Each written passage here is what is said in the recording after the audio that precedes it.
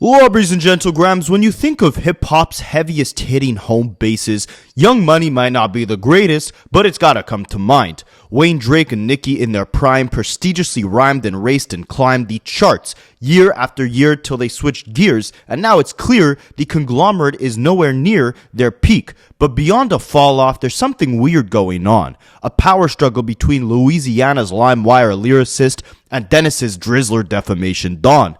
Wayne was left in the dust, all their new projects have been a bust, delusionally declaring a Young Money performance at the Super Bowl being a must. Well, in this video we will discuss Young Money's fall from grace and trace exactly how this mess started in the first place. But first, smash that like and subscribe button like batters to first base or a kiss to your girl's face. Now, ladies and gentlegrams, the 4th grade me would look at the old head me in disgust right now for making this video. I don't have to tell you guys again. I grew up on Lil Wayne. I love Lil Wayne. I think he's one of the most influential rappers of all time and one of, if not my favorite rapper of all time, just based off nostalgia, just based off the run that he had in the late 2000s. And of course, that run being integral to the foundation of one of hip-hop's most prolific, commercially dominant record labels of all time. Say what you want about Young Money, and we will be saying a lot in this video, but there's no denying the massive dominance they had throughout the early 2010s, right after Wayne was exiting his prime. Each milestone in his career marked by another installment in the Carter series, the 6th edition of the Carter has made one thing abundantly clear.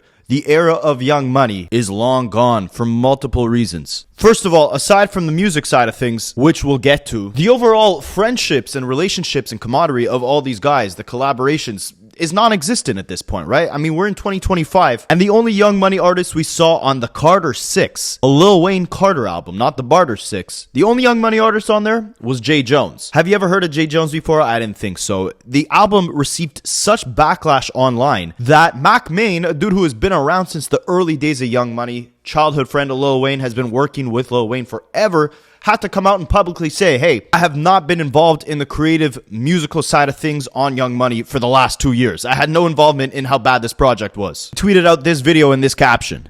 When we make decisions, you know, like Taz isn't around no more, you know, like in Mac isn't a part of the Young Money music side, but he's a part of the sports side. These are tough decisions to make. Tough decisions to make. The album was so bad, you had Wayne's daughter cussing out fans online who criticized it. You said Carti 6 is trash. That's fine. That's what you want to say. But let me tell you something about my father and Carti 6. This is what I hate about you kids. The fact that y'all can get on TikTok and do a dance to it, that don't mean that it's trash, babe. Okay? My dad is a lyricist, babe. My dad really talks shit. So if you can't understand it, please move silent like the GM lasagna and get the out of here. I mean, put it into this perspective, right? The Carter 5 came out and on its first day it got 65 million streams. The Carter 6 came out on its first day, it got 14 million streams. And once they saw that, his team started doing damage control. They got Nicki on the phone. She hopped on a remix to one of the songs, tried to get the numbers up like that. And of course, Drake has been nowhere to be seen, right? He didn't post the album. He wasn't on the album. He hasn't acknowledged Wayne in years at this point. They haven't done a song together in the last 4 years. It's almost like everyone who Wayne helped usher into the game has realized that the reign is over and he's kind of on this island by himself. Did Drake ever post Wayne's album? I know Nicki posted that shit. Nicki even did a remix. By the way, none of the pictures include Drake. No Life Braid say, yo, Drake and Wayne beefing. I don't think they beefing, but it's kind of odd. Like, I haven't seen, like, the love between them. It's kind of odd, bro. I don't think her and Drake got nothing going on. Is there something with Wayne and Drake? What's going on still? Like, Drake is posting Smiley's new record. Bro, if you can't post Smiley's new record, but you ain't post, you gotta post Wayne, bro.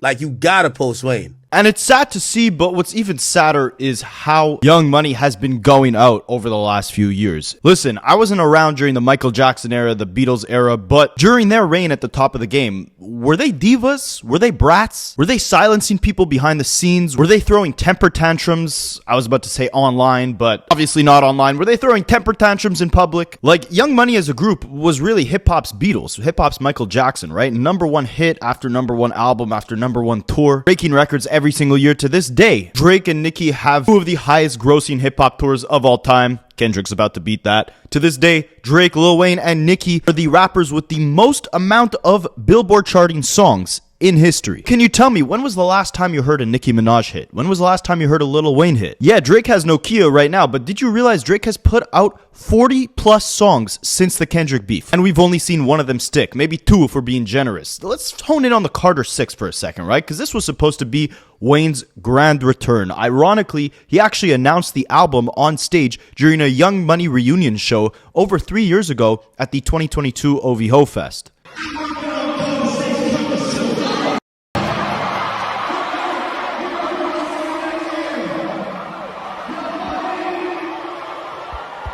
And after that, it was crickets until he began the rollout in September 2024, right after Kendrick Lamar was announced to be the 2025 Super Bowl halftime show performer in New Orleans, Wayne's hometown. All of Young Money threw an entire temper tantrum. This was the start of the rollout to the Carter 6, one of the most legendary hip-hop album franchises of all time. That hurt a lot.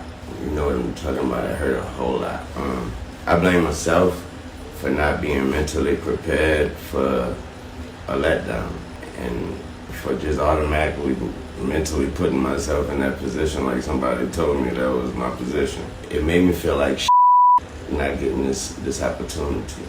And when I felt like you guys reminded me that I ain't without y'all. And that's an amazing reality. Now, this is what I mean by spoiled brat, right? And we're going to examine Nicki, Drake, and Wayne because they have all become spoiled brats over the last, I want to say, almost decade at this point. So at first, the Super Bowl was a pipe dream for Lil Wayne, right? Just a couple months before they announced Kendrick Lamar being the halftime performer, Wayne was just saying he really wanted the opportunity to have that stage, and he said he would work extremely hard and make his next album amazing so that they had the incentive to choose him. Of course, the Super Bowl is in New Orleans. I think it's in 2025 or something like that. He's doing it. I'm not sure. I'm not sure. Come on, man. Say I'm it, not Wayne. sure what shit. I don't. They know. I will not lie to you. I have not got a call. Hey, Jay. But we all praying. You know, we praying. We keeping our fingers crossed. I'm working hard. I'm gonna make sure this next album and everything I do is killer. So I'm gonna make it very hard for them to. I want to just make it hard for them not to holler at the boy. But then somehow, once he wasn't chosen, all of Young Money began to act like it was expected that Wayne was gonna get that slot, as if he was entitled to it. Wayne did a show in his hometown of New Orleans and said that the opportunity to do the Super Bowl was stripped and robbed from him. During my lifetime, the first Super Bowl was here. I made sure I bought tickets at the beginning of the season. I did the same when I moved to Miami. I was able to make my mama that sweet. She was able to bring my family and other people from New Orleans, and they had a ball. That moment, I said to myself, I want to be on stage for the Super Bowl one day for my mama. And I worked my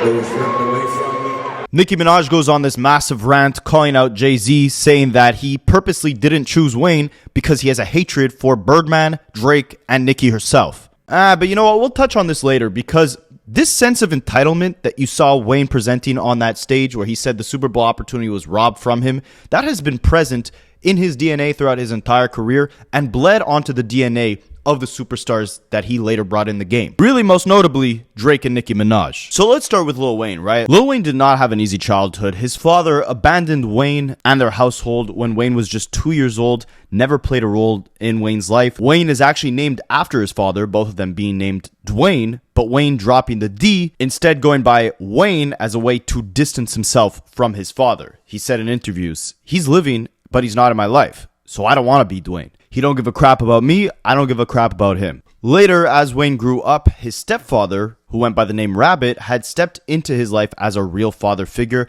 and supported Wayne's early music journey until his life was tragically taken when Wayne was just 14. It was around this time that Wayne signs to Cash Money, and the founder of Cash Money Records, Birdman, steps in and becomes a mentor and father figure to Wayne for decades. A rabbit hole that I'll save for a separate video is the trauma that Birdman had inflicted on a very impressionable and young Lil Wayne. You guys might know the story of just an 11-year-old Lil Wayne being introduced to a grown female adult from Birdman who told the woman, as Wayne said word for word, to S Lil Wayne's little D. I mean, that combined with just being a child superstar as it is, that's intense pressure, intense stress, and to see Lil Wayne still doing this thing 30 years later is incredibly commendable. However, becoming a young superstar on the biggest record label in your hometown and getting directly mentored by the founder of said record label kind of left Lil Wayne with a little bit of little brother syndrome, and then eventually when all the Hot Boys members left Cash Money, he got some only child syndrome. What that means? Well, the youngest sibling of the family usually gets spoiled the most, can usually get away with the most, and that dynamic is amplified when it's an only child, right? Because the parents have only one child to spoil and give all their love to. It was kind of the same thing with Wayne on the Cash Money roster, and this was made apparent by many artists who came along to either collaborate with Cash Money or actually sign to them and see the inner workings of their camp. Most notably, rappers like Gillie the Kid, who had beef after he left Cash Money with Birdman and Lil Wayne, and claimed that Birdman was notorious for not paying his artists, but instead spoiling them and showering them in luxurious items. Wayne would drop a platinum song, Birdman wouldn't necessarily have his paperwork right, but he would gift Wayne a bunch of cars that were under Birdman's name. So it's like, he really owns your entire life here, but he's spoiling you to create the illusion that you're rich, right? Gillie had said that Wayne was, as us French Canadians say, dans la lune, aka in the clouds, so accustomed to just getting spoiled by Birdman with mansions, cars, women, money, whatever, he had none of his business in order and didn't even know what a publishing check was. He told Wayne about what a publishing check was. He didn't know. Well, see, I just know if I go gold, I get gold money. If I go platinum, I get platinum money. What? This is on the label, and this is your manager. It's a conflict of interest. I don't know about no conflict of interest. Okay, yeah, I just know you're getting you 4 albums in and ain't received a publishing check. That was in 2004. Wayne was just suing Baby for $52 million in 2017. And of course, we would see this backfire, like Gillie said, years later when Wayne would end up suing Cash Money for $51 million, which, in my opinion, was the start of the downfall of Young Money, but we'll touch on that shortly. Why it's important is that before the money dried up, when Wayne kept consistently pumping out hit after hit every single year, especially when he was the only superstar on Cash Money Records, he was getting spoiled, right, by his mentor, his father figure, the king hand rubber, Birdman. And it wouldn't just be Gillie the Kid to call it out. I think most of you guys remember Pusha T's diss track against the entire Cash Money Young Money collective, Exodus 23, where he pointed out the fact that the entire operation is one guy signed to another guy, signed to another guy. And ultimately, when it came down to it, he warned Wayne that no one was dying for him. Didn't matter if he thought Birdman was a father to him. When the hits dried up, when there wasn't another platinum album every year, Birdman just stopped paying Wayne and started focusing on other artists. Meanwhile, Wayne, again, coming up as a child star, is so engulfed in his own world, it's damn near all he knows. Not only does he not know what a publishing check is, but he doesn't know anything that's going on within hip-hop if it doesn't have to do with him. And I think this is the main reason why we've seen a major lack in quality in Wayne's music over the last decade at this point. I mean, even at his peak in 2011, Wayne admitted in interviews that he never even listened to Drake or Nicki's music. He said, "I never heard Drake's album. I never heard Nicki's album. I worked too hard. Drake and Nicki don't take that any type of way." So if you're wondering why Wayne is rapping on elephant instrumentals, why he's not necessarily connecting well with the newer generation, but also hasn't been able to mature in his music and grow with his audience, a large part of that is because Wayne has always been in Wayne's world, right? He was a young child star, given a life of luxury at the age of 15. He was never told no, and while he's hitting his commercial and creative peak, he's surrounded by a bunch of yes men and groupies, which definitely fostered this sense of entitlement, right? A sense of isolation, a sense of entitlement, and a sense of delusion that would drag on throughout the latter half of Wayne's career. And it was honestly just his fans and supporters who caught the short end of the stick, right? I mean, there's been multiple occasions where Wayne has been on stage and just walked off for whatever particular reason, like when his DJ messed up the song that he was supposed to play.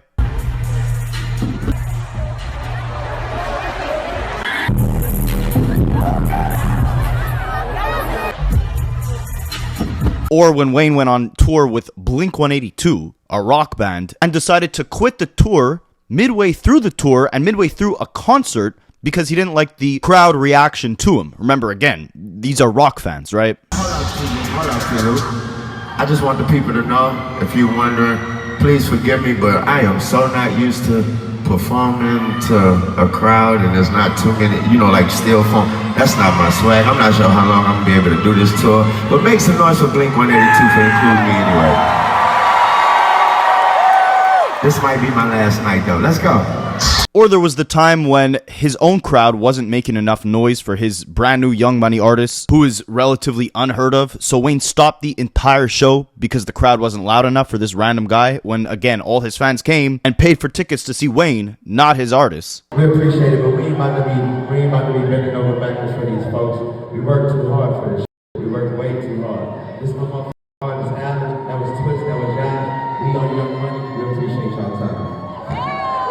This sense of entitlement and delusion trickled into his political stances and interviews as well, right? Wayne wasn't happy with a question that an interviewer asked him in a 2016 interview, and as a result, it kind of messed up his mood for the rest of the interview. And when she asks him a very important question about the Black Lives Matter movement, he gives this very, at the very least, distasteful answer, to say the least. Black Lives Matter, thinking that the rest of America didn't seem to understand that. Just sounds weird. I didn't know that you put a name on it. I am a young, black, rich.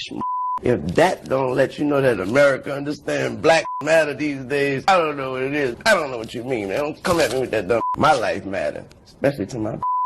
Do you feel, though, connected to... I don't feel connected to a damn thing. I ain't got nothing to do with me. Now, this isn't to say that I don't think Wayne doesn't care about his people, his community. This is the same man who was very vocal a decade prior to this about Hurricane Katrina and the lack of care that politicians were putting into rebuilding his hometown of New Orleans after the tragedy struck. We've also seen Wayne be a great father to his children, an extremely hard worker. He's in the studio every day for the last 3 decades, nonetheless. He's the GOAT. I'm not taking that away from him. I'm just saying over the years, because his hard work led him to so much success, and because he was always sheltered in this Cash Money bubble, a grand sense of entitlement had built up. And it reached a tipping point in around 2014 when, again, Wayne's commercial peak was kind of on the outs. And like Pusha T said, these guys ain't dying for you, right? So Birdman saw this before it even happened, and he decided to almost replace Lil Wayne, right? This is when we saw the rollout of Young Thug and the Barter 6,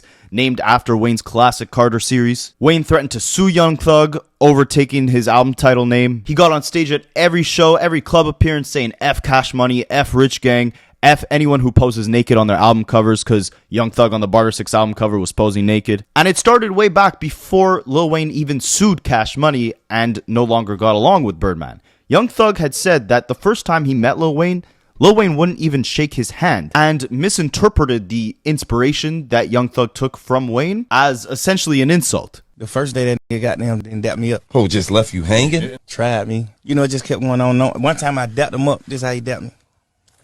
That one, like, I'm like, hey, listen, bro. If I touch your hand again, one more anyway. Right. I'm never touching your hand again. Right. You inspired me. And I think Young Thug summed it up perfectly when he's asked why he thought from the jump Lil Wayne did not like him, even though from the jump Young Thug has always cited Wayne as his greatest inspiration. And Thug essentially says it's because he's been spoiled for so long. He's always used to having his way. He's been a millionaire since he was 15 years old. So when he doesn't approve of something, or when there seems like there's a bit of turmoil, or when there's a threat, right? Like a newer artist who's taking your sound comes in and is now creating bigger records than you, instead of embracing the next generation, signing them, collaborating with them, extending your legacy through the inspiration they took from you and connecting with a whole new set of fans, a younger set of fans, Lil Wayne instead brushed them off and acted like he was too good for them.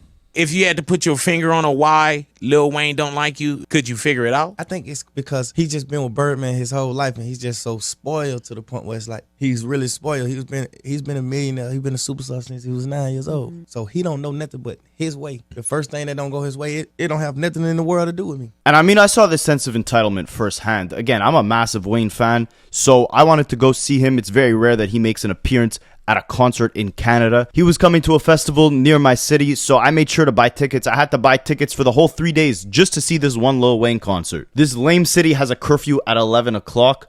Lil Wayne came on to perform at 10:45. He was supposed to be on at 9:45 or 10 o'clock. He shows up an hour late. And because of the curfew, he's only able to perform for 15 minutes. And he's done this multiple times. Look online. There's countless stories of Wayne showing up late to concerts, like I showed you before, walking off stage, not performing at all, and all of this built up to the entitlement that he felt like he deserved that Super Bowl stage. He said he was going to work his hardest to get there and put out an album so undeniably amazing that they had no choice but to pick him to perform in his hometown during the halftime show. And not only did he not put out the Carter 6 or any album before the Super Bowl, so he didn't even have new music to perform on that stage, not only did he lash out when he wasn't chosen to be the Super Bowl halftime performer, when he ends up putting out the Carter 6, the album that he claimed would have been so undeniable that they would have had to pick him for the Super Bowl show, it ends up being unanimously hated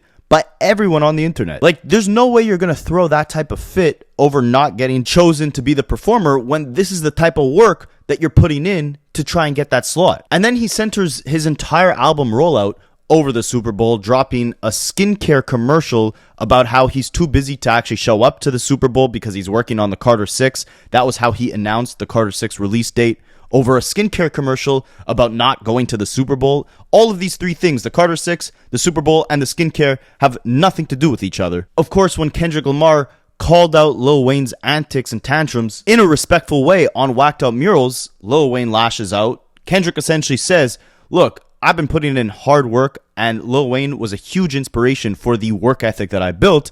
And the irony of it all is that that effort I put in, the artist that Lil Wayne inspired me to be, is now disappointing him because I got the Super Bowl halftime show over him. Lil Wayne again takes that as disrespect, same way he did with Young Thug. He gets on Twitter and goes, "Don't wake up a sleeping giant. These guys pick on me for no reason. I'm just chilling, minding my business.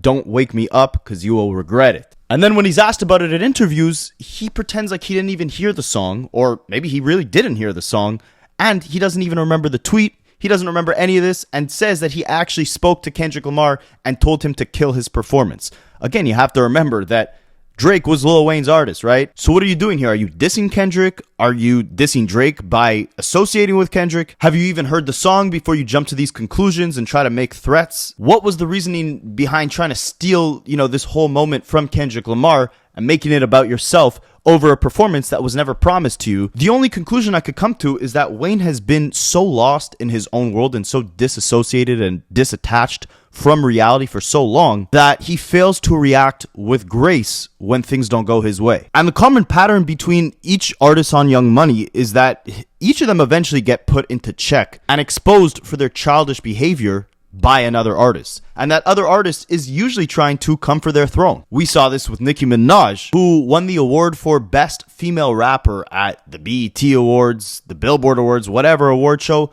for damn near 70 to 80% of the entire 2010s decade. Every year from 2010 to 2017, Nicki was a shoo-in for that award. There was not another female rapper who was even close to competition for Nicki for the better part of the 2010s decade. And because of that, you get sheltered and comfy at the top. You expect that your reign will last forever. You expect that fans will never switch up their loyalty for you. And I mean, the bars might kill me in this video, but Nicki has fostered one of the most toxic fan bases in music due to the sheer fact that, just like Lil Wayne with Young Thug, she cannot embrace competition. She cannot embrace the new generation. In 2017, Remy Ma puts out the song Sheether, which marked a very big shift in the tides in terms of Nicki Minaj's run at the top. This was the first time when anyone ever threatened her throne, came for the crown, and actually stood a chance at posing a real threat against Nicki. Remy Ma was the clear winner of that beef, and to celebrate, she hosted a performance at the Hot 97 Summer Jam Festival in the summer of 2017 and brought out multiple new female rappers on stage to perform with her. And this marked a very important symbol. It was that while Remy Ma was at the top with her song Sheether, with her hit song with Fat Joe all the way up, she was sharing the spotlight and embracing the next generation. On that stage, Remy Ma brought out a young Cardi B. Before Bodak Yellow, before any of her massive hits, Cardi B was hustling with mixtapes, with love and hip-hop appearances. And in the early stages, people may have not necessarily embraced her for her music necessarily, but more so for her vibrant, authentic, raw personality. It was the exact opposite of the larger-than-life, royal, queen-type image that Nicki Minaj had been portraying for so many years before this. Again, she was winning every single Best Female Rapper award for the last 7 years, right? Well, now a new female rapper was in town, and unlike Remy Ma, Cardi B had hit after hit. Very reminiscent to Nicki Minaj's early run with Super Bass and Starships and Monster and all these massive hits. Cardi B had the same type of run in 2017 with her Bodak Yellows, her I Like It Like That. I think she had like 4 number ones that year. And it's not to say that there wasn't a calculated effort by the industry to usher in new talent that was very reminiscent to these Young Money titans, right? With Young Thug, it seemed very calculated that he would go ahead and name his album The Barter 6 after taking massive inspiration from Wayne, basically copying Wayne's whole aesthetic, his whole sound. And you're seeing the record label put more attention and more money into him than they were into promoting Wayne's Carter 5 project at the time. It was the same thing with Nicki Minaj, right? 2017, she hadn't released an album for 3 years, and Atlantic is doing everything they could to invest in Cardi B to make sure she becomes a superstar. Nicki Minaj embraces it at first, even collaborating with Cardi B on the Migos song Motorsport, but it was that song that led to their relationship souring. I'm not going to get into all the intricacies of their back and forth. If you guys want a full video of that, let me know in the comments, and I'm not even going to put the blame on Nicki Minaj on this beef, right? Cardi B at the time, again, was a new artist. She wasn't necessarily media trained. She goes on and does these interviews where she's kind of giving weird answers on how she felt about the collaboration Motorsport. Initially, Nicki Minaj had a line in the song that Cardi didn't like, so she asked if Nicki could replace it. That kind of rubbed Nicki the wrong way. Cardi wasn't very, I guess, appreciative of the opportunity to be able to collaborate with Nicki so early in her career. So Nicki eventually gets on Twitter and says, "The corniest thing you can do is be ungrateful. Give thanks." Then Nicki Minaj gets on the radio, does an interview, and talks about the verse, saying the only thing that Cardi B did that really hurt my feelings was the first interview after Motorsport came out. It just really hurt me because the only thing she kept saying was, I didn't hear Nicki's verse, she changed her verse. I kind of felt ambushed, and Quavo didn't back me up. I really fully supported Cardi B, and up until this recent interview, I had never seen her show me genuine love in an interview. I can just imagine how many girls wish they could be on a song with Nicki Minaj. I'm not saying it in a cocky way. And again, right, I'm not here to put all the blame on Nicki. I understand where she's coming from here. But it was a long pattern after this of somehow always ending up in the center of a conflict, mainly with new female rappers coming into the game, and never really making an active effort to de-escalate the situation. Instead, just kind of feeding into the drama, which, like, at this point, you're almost 40 years old, right? You're a decade into your career. Just like Wayne, why are neither of you acting like an OG in this situation, acting like a mentor to these younger artists and potentially signing them, right? Getting a check off of them, embracing them, and connecting to their younger audience. Nicki and Cardi end up getting into a physical altercation, or almost get into a physical altercation at the Met Gala that year in 2018. They get into massive shouting matches on Instagram, and you could see the tides are turning because in that year, Cardi drops her first album, Invasion of Privacy, and sells almost 250,000 copies in the first week. Meanwhile, Nicki Minaj, a couple months later, releases her new album, Queen, which sells considerably less than Cardi B's album. And the sales had been lacking so much to the point where she had to put her hit song with 6ix9ine, Fifi at the time, onto the track list to boost up the streams and the sales. And this, to me, specifically with Nicki's career, is where the tides started shifting. See, she could have someone outselling her, a female rapper in particular. That wouldn't be a problem. Everyone can kind of live in the same space and compete in the same space. But it was the fact that Nicki Minaj, again, could not de-escalate any situation she was involved in and instead had to blow it up into larger proportions that made her look like a sore loser. I'm sorry, Barbs. This is just what it is. I'm a Nicki fan. I would go Nicki over Cardi any day from a music perspective. But Nicki's album, Queen, again, not only undersells Cardi B's new album, but also doesn't hit the top of the Billboard charts. Instead, it lands at the number 2 spot behind Astroworld, Travis Scott's album at the time, which was already on its second week. So Nicki's album in its first week is not outselling Travis's album in the second week of his release. So because of that, Nicki goes on her radio show and gives Travis the award for the HOE N-word of the week. She calls him the auto-tune man and calls out his baby mama, his girlfriend at the time, Kylie Jenner, for selling lipstick bundles and fan meet and greets bundled with his album to boost the sales artificially. Says that these sales were fake and that he really knows that she truly went number 1. She even called out her YMCMB label mate Drake to say that Spotify was heavily promoting his album and didn't do the same for hers. And I'm downplaying this. This was a real temper tantrum over getting the number 2 spot on the Billboard charts, emphasizing the fact that she could not see herself or refused to accept the fact that she was now in second place. And Cardi B a couple days later would get on Instagram to say, I've let a lot of stuff slide. I let you sneak diss me, lie on me. I let you attempt to stop my bags, F up the way I eat. You've threatened other artists in the industry. You told them that if they work with me, you'll stop effing with them. I let you talk big crap about me. I addressed you once in person. I addressed you a second time in person, and every time you copped the plea. But when you mention my child, you choose to like comments about me as a mother, make comments about my abilities to take care of my daughter. That's when all bets are off. I've worked too hard and come too far to let anybody F with my success. They talk all that crap in their raps, but in real life, they're the P word. This stuff is really for entertainment. And I mean, this is a back and forth that's going on still to this day, 7 years later. Neither of them have refused to let this thing go. But Nicki would continue the latter half of her career jumping into conflict with multiple other female MCs. First, she directed her energy onto Lotto in 2022 when Nicki's song Super Freaky Girl had been moved out of the rap category nominations at the Grammy Awards, and Nicki tweets out, I have no problem being moved out of the rap category as long as we are all being treated fairly. If Super Freaky Girl has to be moved out of the rap category, then so does Lotto's song Big Energy. Anyone who says differently is simply a Nicki hater or a troll. I'd rather love to see a more street record win, male or female. And you might think this is a fair criticism to make, which I could agree with, but at the same time, it's more the optics of everything, right? Like, you're someone who's 10 plus years into your career. Lotto has cited the fact that she was lining up when you released your debut album to come and meet you. You're a huge inspiration to her.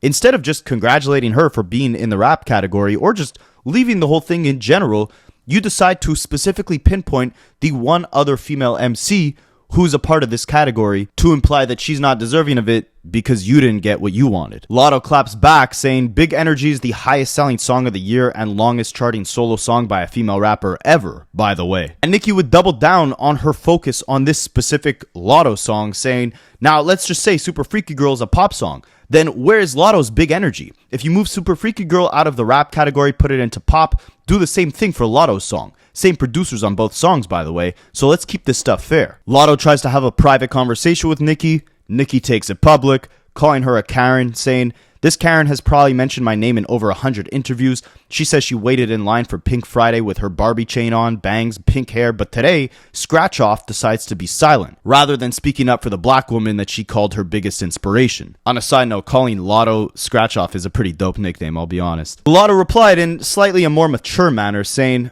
I've ignored countless subtweets from you since March, and instead I addressed you in the DM. You're asking why I didn't speak up in your defense. It's the same answer I gave you when you asked why I didn't congratulate you. You're literally older than my mom, and you're trying to be a bully. So Nicki Minaj, being almost 40 years old, I believe, and Lotto, who I think is 28, they start trading shots on Twitter for hours.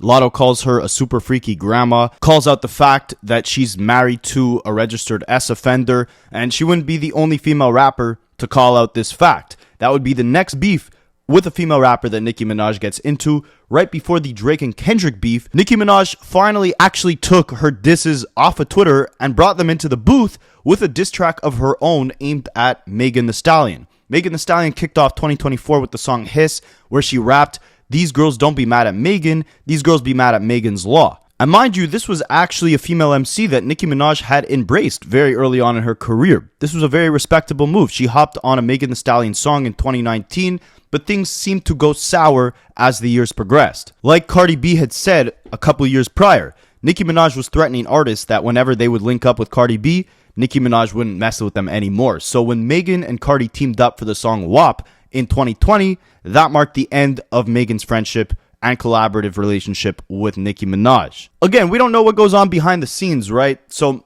a lot of these conflicts maybe aren't Nicki starting them, but you just never see her take the high road, which is the core problem of this whole thing, right? Instead of focusing on the music, instead of focusing on progressing as an artist, building up her fan base, she spends a lot of these years on hiatus, and when she pops back out, she's beefing with a new rapper on social media. So in 2021, she unfollows Megan Thee Stallion on Instagram. She sneak disses Megan on the song Seeing Green, implying she's an alcoholic, saying, one margarita pizza with Parmesan and garlic. These bees thirsty, I can see why they're alcoholics. That was ironically the last Young Money track that we got. Nicki had claimed that Megan was trying to force her to drink on the set of the music video shoot for their collaboration together when Nicki had told her she might have been pregnant. Megan says that's a lie. They trade more subliminals. Megan again then drops Hiss, where she says these girls mad at Megan's Law. Megan's Law being a law that requires the disclosure of information about registered S offenders for public protection, referencing, of course,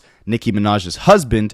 And Nicki Minaj claps back with a song of her own called Bigfoot, a reference to the fact that Megan and Tory had been in that whole altercation where Tory allegedly hit her with a firearm in the foot. And this song was just horrible. I mean, she had bars like, "Bad B, she like 6 foot. I call her Bigfoot. The B fell off. I said, get up on your good foot." And she was going on hour-long, day-long rampages on Instagram Live, Twitter, social media, wherever she could to tear into Megan Thee Stallion. Days on end. 15 plus years into her career, about to embark on one of the highest selling hip-hop tours of all time, Nicki Minaj is spending the majority of her time on social media attacking Megan Thee Stallion. And again, not to say Megan wasn't clapping back in her own capacity, but not nearly as violently or as consistently as Nicki. Nicki was beating a dead horse, no pun intended, since she called Megan a horse. And just showing that even though her legacy is arguably the most respected of any female MC in history, Nicki as a person has not necessarily matured. And her new point of attack now in 2025 is going at Jay-Z, Rock Nation, and their entire conglomerate. Nicki's claiming they're silencing her. They're claiming that Twitter specifically took off the feature where you can see what other Twitter users are liking, the tweets that they're liking, specifically because Nicki was liking tweets sneak dissing other people. She really thinks Twitter's engineering team constructed this entire new feature because of her. And the thing is, again, maybe Nicki's not wrong. Maybe what she's saying has validity to it, but it's the way she delivers her message that essentially turns people against her, right? Like, look at this quote of what she said to Megan Thee Stallion. "You let the baby be thrown under the bus. Tory, your best friend, your mom, you better go conjure up your mother and apologize. That's disgusting." Keep in mind, Megan's mother is deceased. And it's one thing if she was doing this with, a great diss record, right? Like, if you want to violently take these shots, fine, do it. But do it in the form of some great bars. That's not what we're getting from any of the Young Money acts. Look at Lil Wayne's diss against Pusha T. F Pusha T and anybody that love him, his head up his butt, I'ma have to headbutt him.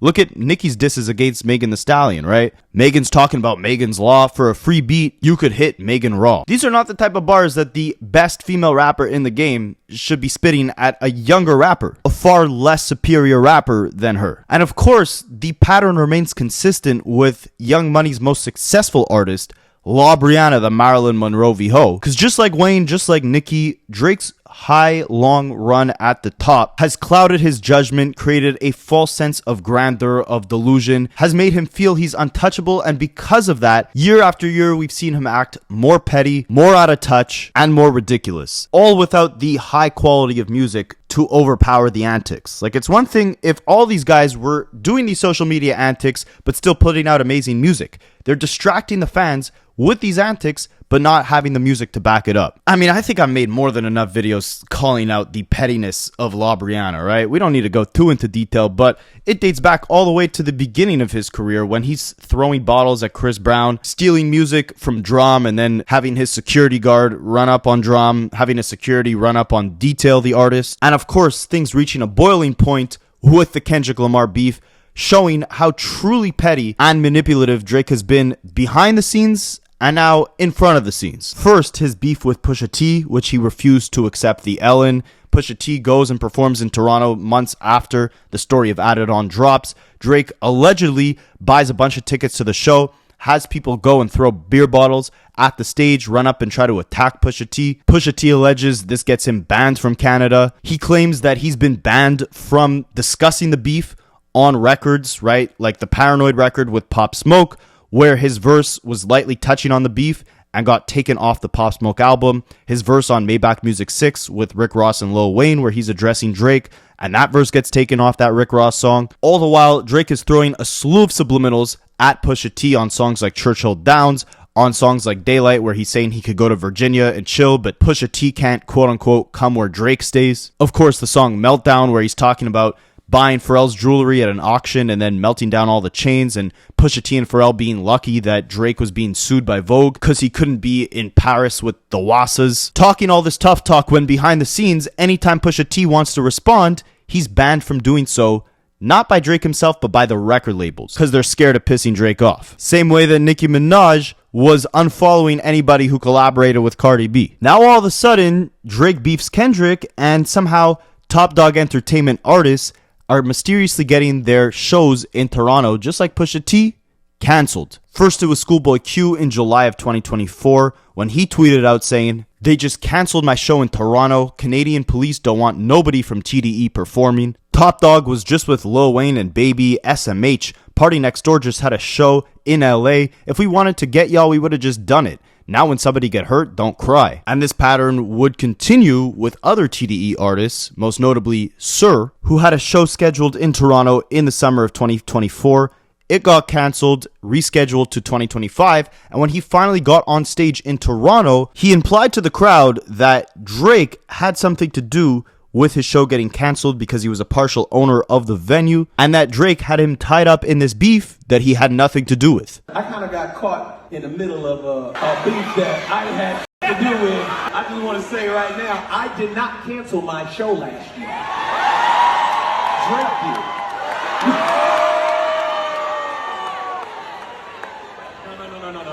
But real talk, it was like some complications, and it was too close to home for a lot of people. So the venue in Toronto, which was partially owned by Drake, canceled the show completely.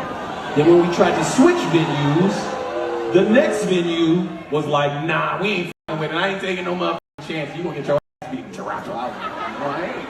But I'm happy to be here tonight, man. So you can see here there's this continued pattern of the Toronto police fearing that whenever a rapper beefing with Drake, or even just a rapper associated with a rapper beefing with Drake, comes to Toronto to do a show, that there might be some violent retaliation on behalf of Drake. And because of that, a lot of these shows are getting canceled. We also saw Rick Ross's entourage getting attacked for playing Not Like Us at one of his concerts. And of course, they did try to stop Kendrick's show as well, with sources saying that Drake's team had contacted the Rogers Center, the stadium where Kendrick did 2 nights in and performed Not Like Us. Drake tried to get that show canceled in advance. But of course, the action and censoring he couldn't do for that show, he made up for in court. Because as we know, La Brianna took that rap beef with Kendrick Lamar to the police, to the courthouse, and sued over defamation for a song that he was asking for. On Taylor Made Freestyle, Drake rapped, "Kendrick Lamar, talk about me liking young girls, that'd be a gift for me." On Not Like Us, Kendrick did so, and a few months later, right when Kendrick Lamar released GNX the same week, Drake drops this bombshell of a historically unprecedented lawsuit where he's suing over the lyrics in that diss song of a rap beef that he willingly participated in. Aside from just the lawsuit where he's literally compromising free speech and the integrity of diss songs, Drake has also tried to step on every single one of Kendrick Lamar's biggest moments of this victory lap. When he did the pop-out show, Drake releases this 100 gigs website where he has a bunch of unreleased songs and footage. When Kendrick Lamar actually does the Super Bowl, Drake releases an album the following week with PARTYNEXTDOOR where he's taking more shots at Kendrick Lamar, even though he's suing his record label over Kendrick dissing him. When Kendrick goes to Toronto to do the show, Drake announces he's going to do a live stream with Kai Cenat that same night. Kendrick drops the Not Like Us music video. Drake drops the Nokia music video where he's copying exact scenes from Kendrick's video. And of course, the week that Kendrick drops GNX, Drake drops this lawsuit against UMG over Not Like Us. The funniest part is, all of these antics Drake has tried to pull to get Kendrick censored or to get TDE members censored have only brought more popularity and more eyeballs onto the rap beef, onto the diss songs, and onto Kendrick Lamar's work. Same thing with any beef that Nicki Minaj participated in, right? All her antics, all her bullying online only made Cardi B more popular, only shot up Megan's diss song Hiss to the #1 of the Billboard charts. Wayne threatening to sue Young Thug over the Barter 6 only made Young Thug more popular. And you could see here this repeated theme of these guys having such dominant runs at the top that they feel entitled to control every narrative within hip-hop. And when things don't go their way, they spiral and throw these temper tantrums. And that's where we get the demise of Young Money. One of my favorite record labels of the early 2010s, absolutely going out sad. And the Carter 6 marks the final epitome of the nail in the coffin of this spiral. An album centered around Wayne doing better, proving to the world that he deserved that Super Bowl stage, more than Kendrick Lamar, only ended up showing the world that Wayne was more out of touch than ever before. You could say the album didn't sell too bad, around 108,000 copies in the first week, but this is a Carter album we're talking about. The last Carter album that came out, the Carter 5, sold 450,000 copies in the first week, almost 4 times more than the Carter 6. This is the lowest selling Carter album in history. If that doesn't say something to you about the current state of Lil Wayne and Young Money, I don't know what does, right? Look at a bunch of other older acts in the final leg of their careers, right? Jay-Z with 444 sold over 200,000 in the first week. Even Kanye with Vultures 1, independently released, sold 150,000 first week. Eminem with The Death of Slim Shady sold around 280,000 in the first week. There's no reason why Wayne, being as massive as he was for so long, having such grand influence on this entire generation, that he should be selling this low, unless the antics and the music really speak volumes to where we're at in 2025. And aside from Wayne being the founder of Young Money, really for the last 11, 12 years, it's been Drake that's been the glue to Young Money. He's been carrying the label on his back really since Wayne went into prison in 2010 and said, "I'd be gone till November, but I'm not tripping. I know Drake is going to kill them," or "We're going to be all right if we put Drake on every hook." Since then, it has been Drake with all the hits, the blockbuster albums, the massive tours, the massive record-breaking accomplishments. We very rarely see Drake at this point in his career acknowledge Young Money, but it's only when Drake orchestrates it that we see or feel a Young Money reunion, right? Look at 2022 when he hosted a Young Money reunion at his OV Ho Fest.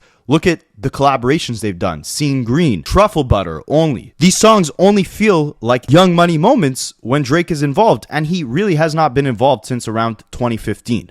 2015 was the year that Wayne wanted off of the Cash Money label. He wanted to control all the profits of Young Money, and he wanted all his Young Money artists, Drake, Nicki, off the label, off of Cash Money, and the whole group disbanded. Around the same time, there were rumors that Drake was trying to get out of his contract as well, and that really would have marked the end of Young Money if Drake had it his way. Allegedly, he had signed a 5-album deal with Young Money, Cash Money, which would have meant that What a Time to Be Alive would mark his 5th album, right? Thank Me Later, Take Care, Nothing Was the Same, If You're Reading This Is Too Late, and then What a Time to Be Alive. But Birdman, seeing one of his biggest artists in Lil Wayne trying to leave the label, knew he couldn't afford to also lose Drake.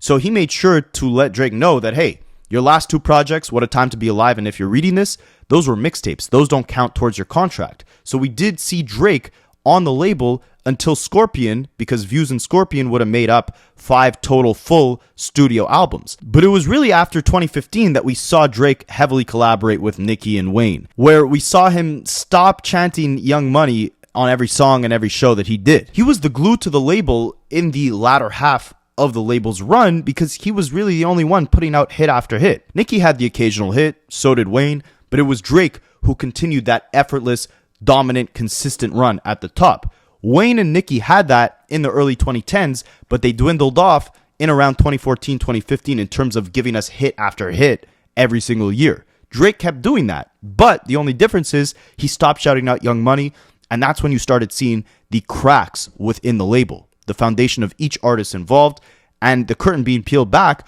on the manipulative games they were playing behind the scenes within the industry. And I mean, if you don't believe me, like, look at the songs Wayne and Nicki tried to release on their own without Drake. Tell me if these were massive global hits like the early Young Money hits were. Rich Sex, I Changed It, Good Form, Dark Side of the Moon. When they were releasing these songs in this era, we are hearing more about them in the media through the drama that they were engulfed in rather than the actual music they were putting out. Meanwhile, Drake was still known to be this quintessential hitmaker. Even the output dropped substantially, right? Wayne in the 2020s decade has only released 2 actual studio albums. Since 2015, he's only released 3. Before that, he was releasing one year after year. Same thing with Nicki. From 2010 to 2014, she released a project a year.